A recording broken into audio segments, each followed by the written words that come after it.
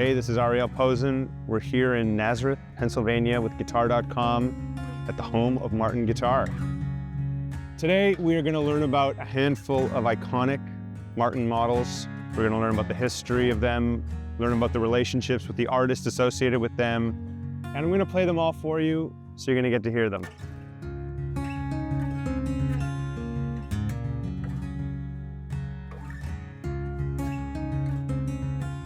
Hey Mike, how's it going? Good, how are you today? I'm good. It's amazing to be here. Where are we?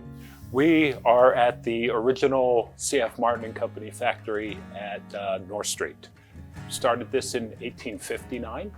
The part we're sitting in now was actually built in the 1910s, 1920s during the ukulele boom. And we were here until 1964 when we built the new factory.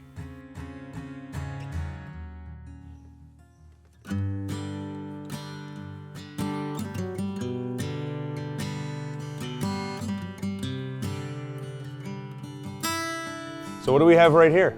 We have Hank Williams D18. It went up for an auction and Chris tapped me on the shoulder and said, hey Mike, I want to buy this guitar. Here's your price range. And I sat at my computer pacing, like heart thumping horribly, waiting for it to go from, this price to that price to that price. And we ended up paying close to $100,000 for it. Wow. But it was Hank Williams' guitar, so it was worth everything, yeah. So what year is it? This is a 1947 D18. Looks like it's seen some miles. It has. He played it for a while and then gave it to I believe it was his brother-in-law, who then toured with it up until the 90s. So yeah, this thing has a lot of miles on it.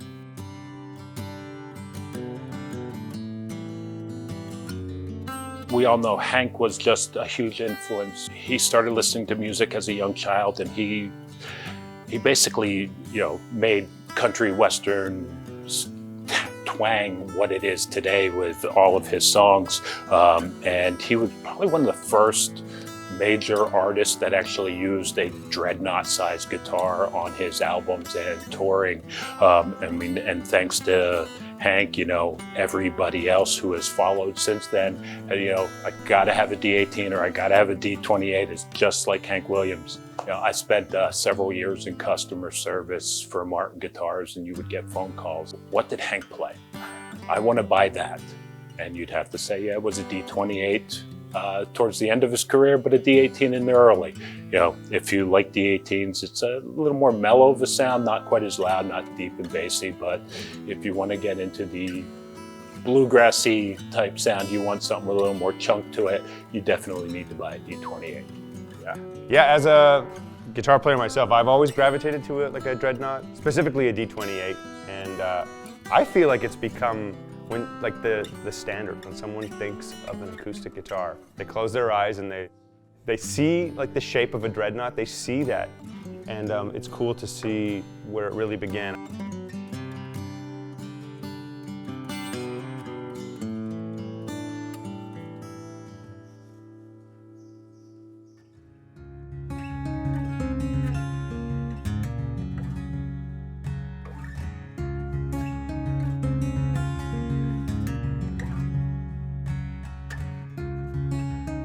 What do we have here? This is an 1880 040, and this one was owned by Joan Baez.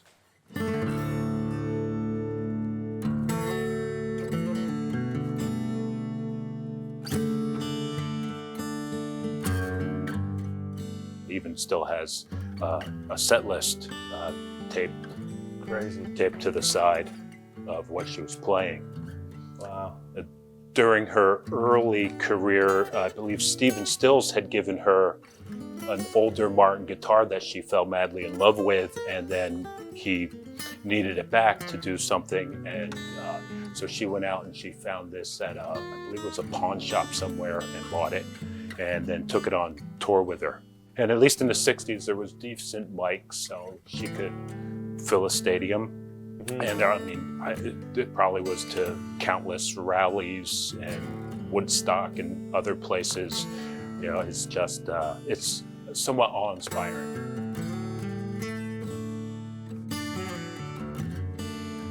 I feel like I've seen a lot more people, not that it's making a resurgence or anything, but I'm noticing more people playing O's and double O's than I feel like I've seen before. Like I've always seen like OMs and dreadnoughts a lot of the time, at least performers. I don't know if it's like a consistency thing on stage of what you're giving and what you're getting, but I feel like, and it's made me even more interested in these kind of models, just because it's unknown terrain for me. I haven't spent much time playing them, but. So this is an O, and then we went a little bit bigger to a double O, and then the triple O, and then completely changed the mold with the dreadnought. But yeah, smaller guitars are in vogue.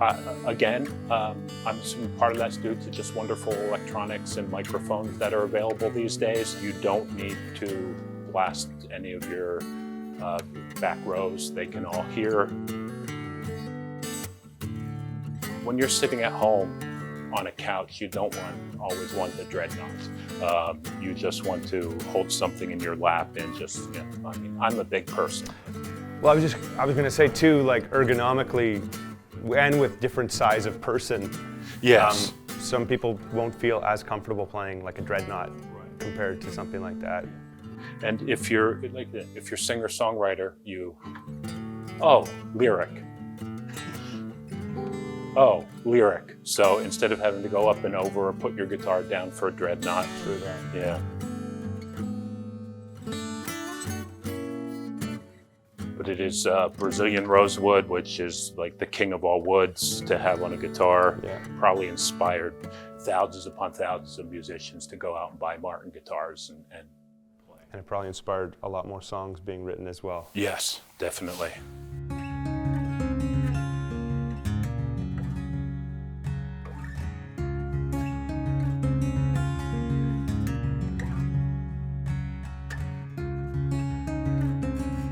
Okay, this one kind of looks obvious to me, but what do we have here? This is the D42 Johnny Cash. It's the prototype made circa 1997.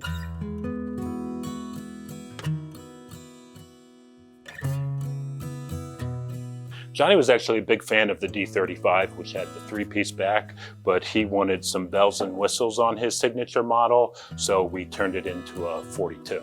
So somewhere 1970-ish, Johnny Cash shows up at the new factory and walks in and says, "Hello, Mr. Martin, I'm Johnny Cash. I want a guitar, but my thing is I wear black."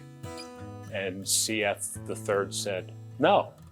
My wood is far too pretty. I'm not painting it black." And Johnny walks out the building and half the sales guys follow him and go, "Don't worry, Mr. Cash. We will take care of you." So they got all the shop foremen together and they said, "Look, we know CF walks the floor at 10 and at 2. At 9:50 and at 1:50, you take all the black parts and you hide them." So they built the guitar, ship it out to Johnny Cash. And then I think it was like 6 to 9 months later, Johnny Cash is on a television show called Columbo. And who never misses a Columbo episode? CF Martin III. So the rumor is CF came in, called all the sales guys in and looked and said, "Guess what I saw?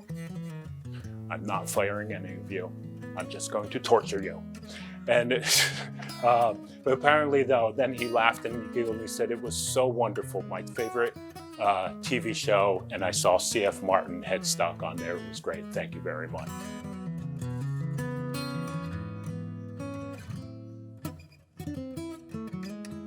Stars on the fingerboard, we did that once in 1976 on a D76 model.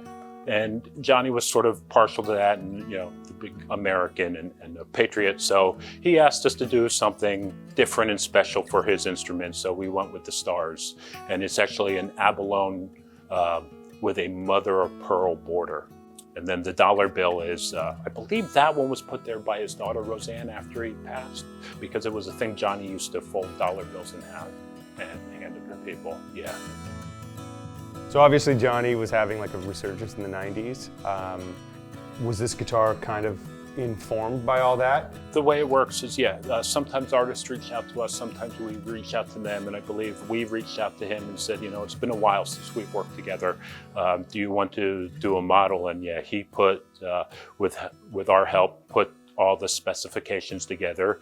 And and unfortunately, soon after it came out is when he passed away. This particular guitar right here, he actually took on tour with him and used it for about a year playing. So there is some official Johnny DNA on that guitar.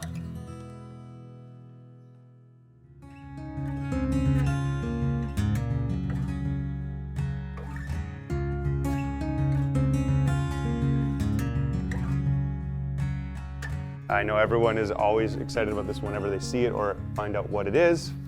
What is it? Yeah, so this is a 1953 D18, and this is special because this was owned by Kurt Cobain.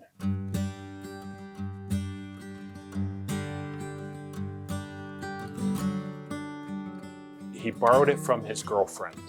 He called it Grandpa. The girlfriend then gave it to Elliott Smith, and he played on it for a while. So there's a lot of good juju attached to this guitar. Unfortunately, when Kurt started dating Courtney, she found out it was from a previous girlfriend and said, no, get it out of here. So she gave it back to him, and then it ended up just like in a local music store. And the guy, somebody saw it and called me and said, this is for sale, you need to go look at it. And I called the guy on the store and he said, yeah, it's for sale. And yeah, that is its history. Yeah, if you want it. And I mean, this was really before the big boom, like his sweater went for like 3 million. One of his guitars went for 3, the other one for 6, you know. So this was definitely pre that. I jokingly call it the crying guitar because as I'm giving tours of the museum, if I pull this out and let somebody, I can't tell you the number of people, just like the Joan Baez and the Hank Williams and even the Johnny Cash, it was Kurt Cobain on MTV Unplugged that made them want to, you know, strum their first chords.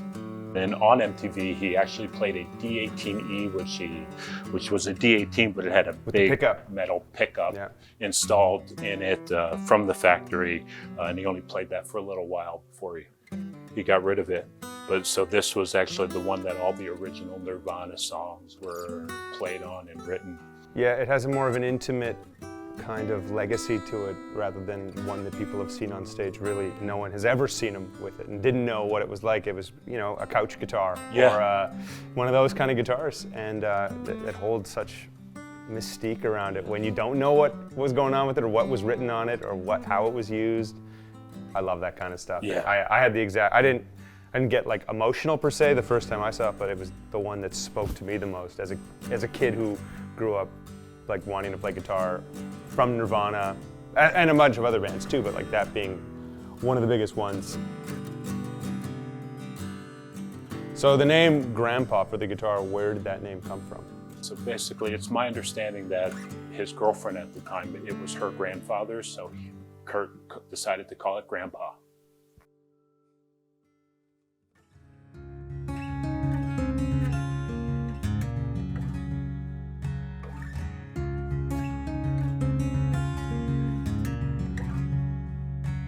What do we got right here? This is the prototype to the 0028 Eric Clapton Sunburst. The status of the country in like 1990 was very heavy electric rock and roll. And then this little unknown guitar player showed up on this little unknown TV show called MTV Unplugged. And at that point, people went, wait, there's this guy named Eric Clapton, you should see him play guitar. Yeah, and all of a sudden it's like everybody's eyes just went poof. You can make music without plugging into an amplifier. And you know, we were this nice, slowly, steady growing company, and then that hit and we went to the moon. Yeah. Just for the initial boom, we added on to the old factory. Well, that was our first edition, yeah.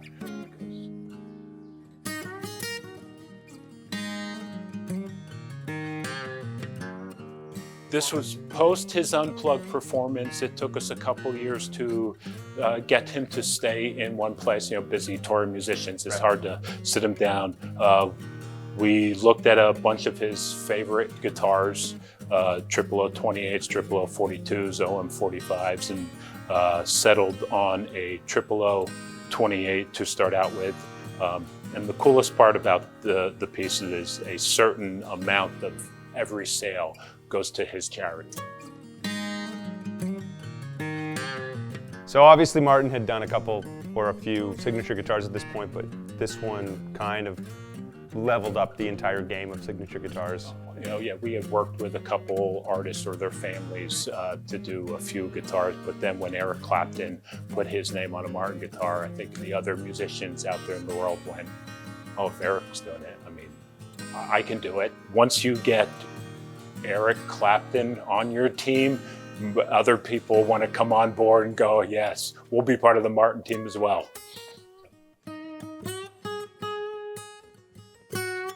But this is really what kicked it and started, and then John Mayer, Mendez, the list goes on, and people who, you know, were probably inspired by that MTV performance, or, you know, seeing the Crossroads on TV or something, and said, okay, that's not a Willie Nelson hole in the side of the guitar, Martin guitar, that's something different. What is that, and can I buy one?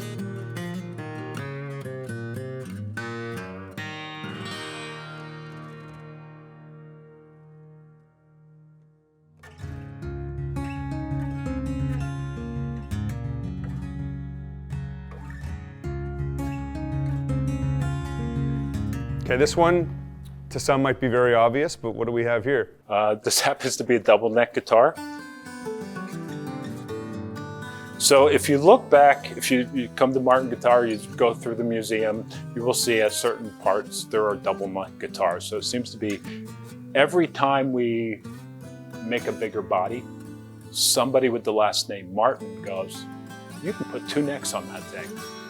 And we do. And we have like a 1910 or 1920 0021 harp guitar. Circa 1990 or so, we built a really big body for one customer called the Goliath, and Chris Martin saw that and went, you know, you could put two necks on that thing. So we built the double neck, and then we built that body shape. It's called the Grand J. And Chris Martin saw that and went, you know what? I could see two necks on that guitar.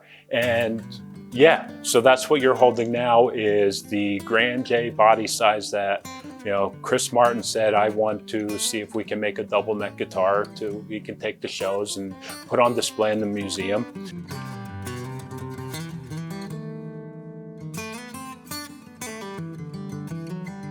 So how did John Mayer end up with this guitar? You know, John says, hey, I'm going on a solo tour. He calls us up and goes, you know, one thing I'm really missing though is like a double neck 12 6-string. So we lent him that. And he takes it on tour, and like instantaneously from the first show, phone calls. Can I buy one? Can I buy one? Can I buy one? Can I buy one? No, it's not a production special order. And then, so Thomas, who's the CEO now, said, no, let's make it a production model. And we toned it down a little bit, get rid of some of the pearl on it. And yeah, we came up with the current double neck guitar that we're making today.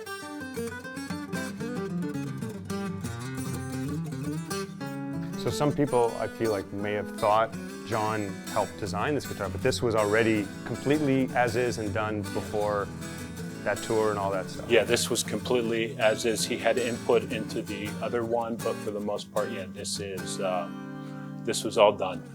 Yeah, when an idea is simply an idea, and then when an artist comes along and says, that's practical to me, I want to use that for my art and performance, when it goes from just, you know, inception to like, wow, this is super practical now, I guess, how does that make you guys feel? To know it's like, hey, we've been in the game a long time here, but I'm glad we're doing it right still.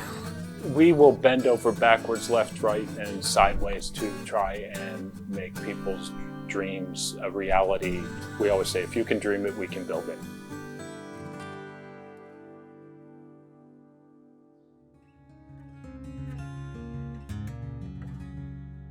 Thank you to the fine folks at Martin for having me.